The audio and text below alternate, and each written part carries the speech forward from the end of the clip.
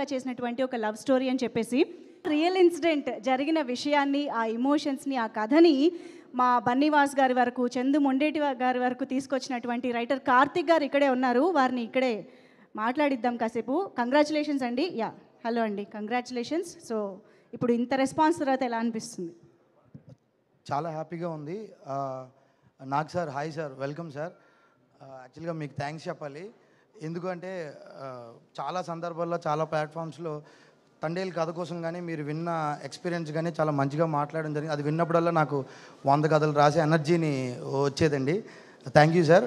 And Shobhita గారు, hi అండి, welcome. Chandu గారు చెప్పింది నిజమే. ఉత్తరాంధ్ర వాళ్ళు ఎవరి లైఫ్లోకైనా అడుగు పెడితే అదిరిపోద్ది. సో నాది కూడా ఉత్తరాంధ్రనే. Hi sir, welcome. Big congratulations for కల్కి అండి.